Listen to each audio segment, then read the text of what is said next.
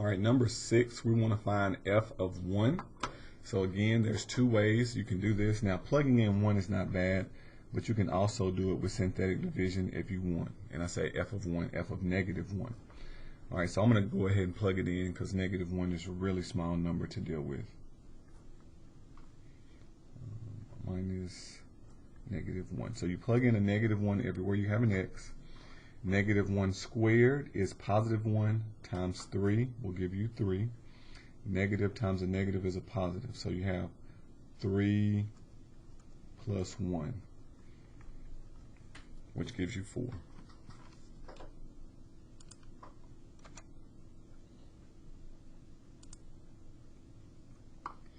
All right, number 7, we want to use or determine whether this function is linear or nonlinear. If it's linear, we're going to find the slope. Okay, and then that'll be all we need to do here. So we're going to use this table.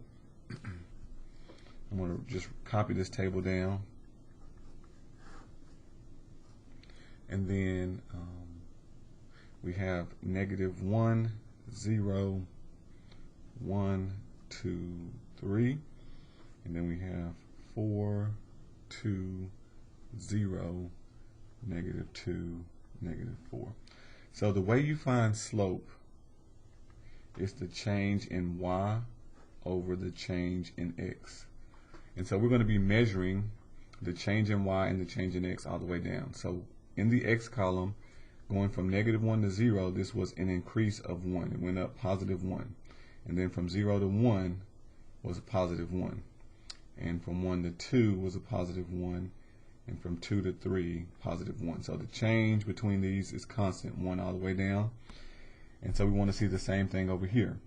So the change from 4 going to 2, we went down 2. And from 2 to 0, we went down 2. So negative 2. That direction is positive. And this is negative 2 all the way down. So since we have a constant rate of change all the way down, we will consider this to be linear.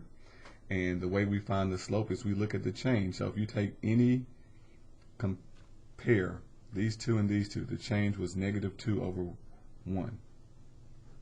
So the y on top, change in y on top, change in x on bottom. And that will be the same for every pair of numbers. So that's what makes it linear. So your slope will just be negative 2. So is this function linear? Yes. The slope is negative 2.